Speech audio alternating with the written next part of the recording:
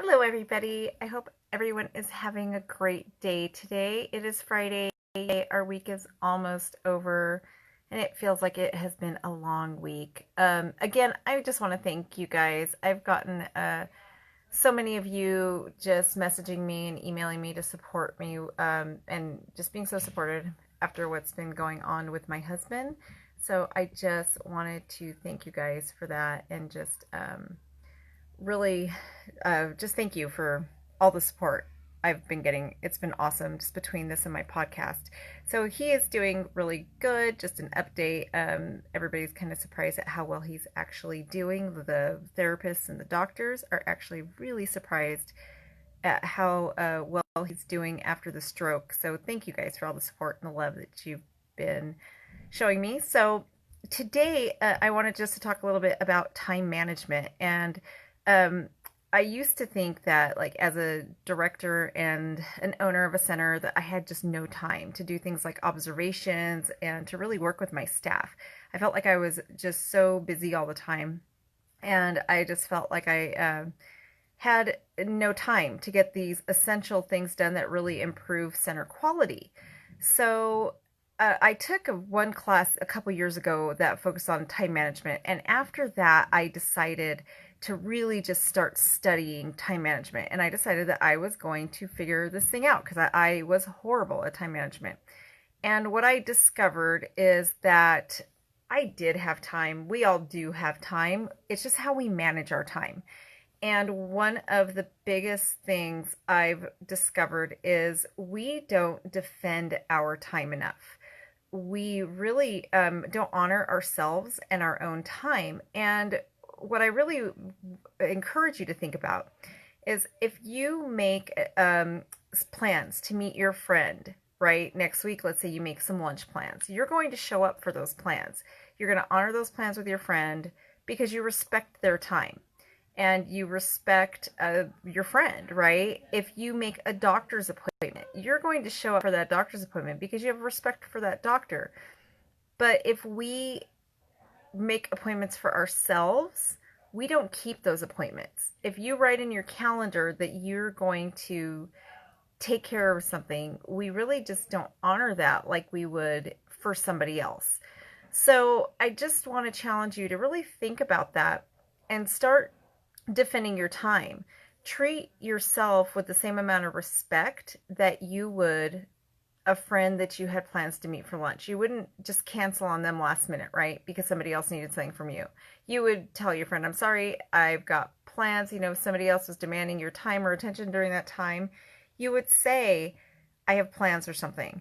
So just be aware of that and just start treating yourself with that same respect. I've also used a system, and with going along with part of that, I've also just learned that we have to learn how to train our staff. So when you guys are at your center, you have to train your staff to also respect your time.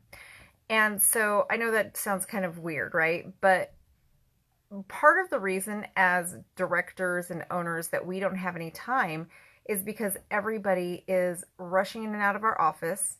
And yes, Christine just wrote, we don't have time for ourselves. You're right. And part of that's because people don't respect our time. That's really what happens, but we can teach them how to respect our time. So what's happening to us is every day we are trying to get so much done, right? And people, sorry about the doorbell, guys. People are just running in and out, requesting things of us, asking for us to get all this done while we're trying to get our own work done, right? So we're constantly starting and stopping. We are constantly like starting whatever we need to get done, and then somebody will come in, they take us away, we got to go help with something in the classroom, or the phone rings or something, and people just take us away from what we're trying to accomplish. So something that should have taken us 30 minutes is still sitting on our desk 2 hours later because of all the interruptions. So what I've done, and I do have this as part of this week's training and that I'll be uploading, is I've created a calendar for myself, and I've taught my staff and just the people around me, even my kids know just how to read my calendar. And I literally just went on Microsoft Word, made a spreadsheet, put the hours on there, and I designate the times that I'm available in green.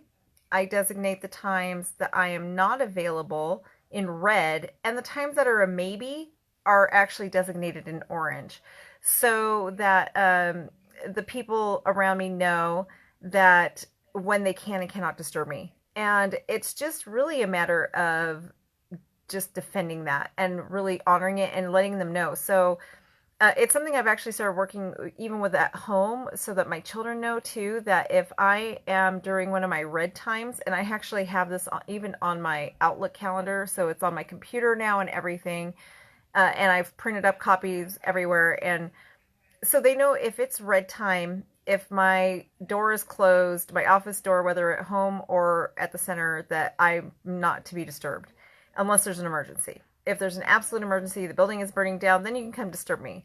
But if it's not, and then don't disturb me. And one of the things I've started to do too is I actually take 1.5 to 2 hours every day of what I call fire time now. And I literally just shut the door, and I do create a schedule now, you guys, so everybody knows ahead of time that every week now I do a weekly schedule, and I'll print it up, and so you can see that this is my fire time this week. Do not disturb me from this time to this time. I don't answer emails at that time. I turn my ringer off of my phone, and I just get the work done I need to get done. And it's amazing that the things that used to take me an entire day to accomplish, I can now get done in about an hour and a half to 2 hours, because I've just learned how to defend my time. And I've learned that I just have to teach other people to respect my time. And when those visual cues really help, and also having it ahead of time, right? So every day it pops up on my computer what my schedule looks like for that day. If it's a green hour, that means I'm available. If it's yellow, I'm working, but you can disturb me if you need to. But if it's red, that means that is like my absolute do not disturb time. So that's something that you an Excel spreadsheet. You can do it on Google Calendars is great for it. I actually just try to keep the same work schedule every day. So like just the same fire time every day. And I literally have named it my fire time. That way people know that like that is my absolute do not disturb time. And when you train your staff or you train your family to be aware of this, they just get used to it. And you're just teaching them to respect your time.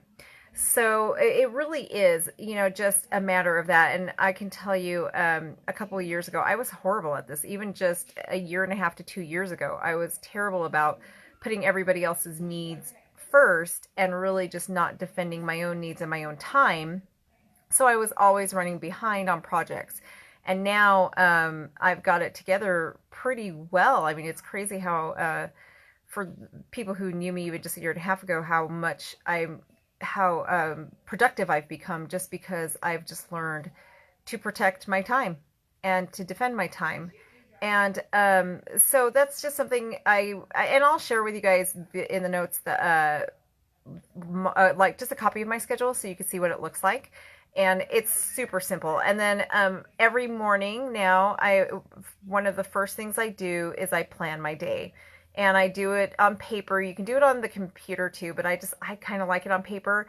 Every night before I go to bed, I write the things I didn't get accomplished so it doesn't keep me up, and the things I need to do the next day.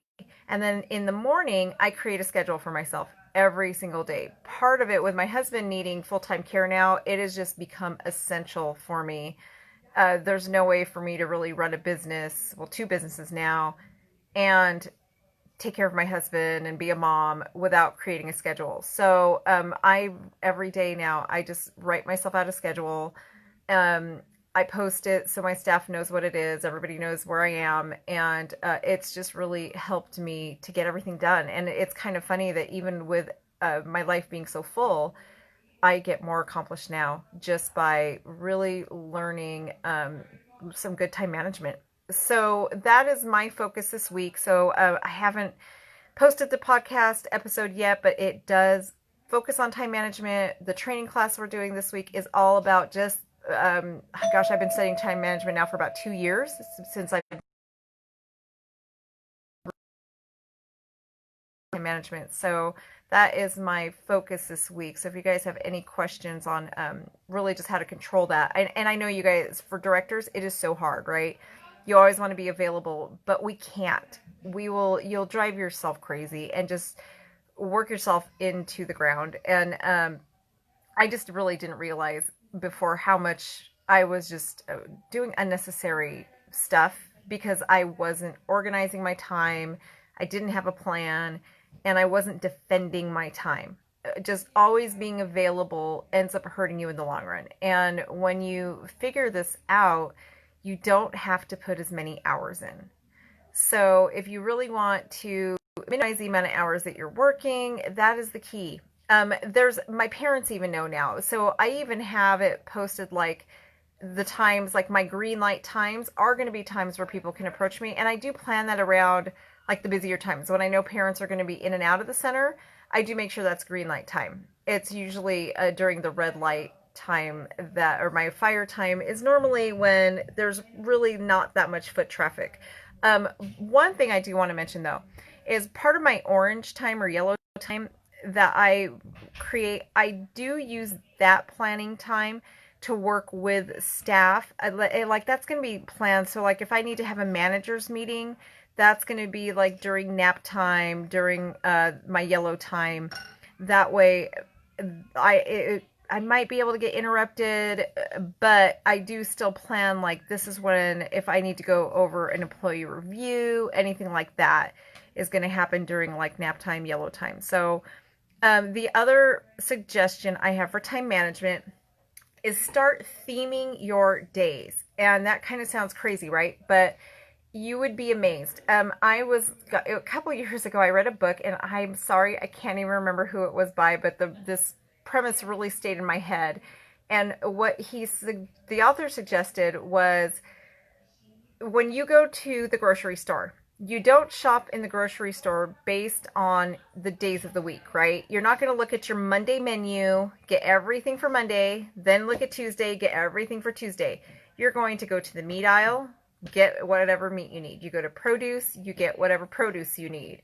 You get whatever bread you need, right? Otherwise, you're going to end up in the produce department 7 different times for the 7 days of the week, right?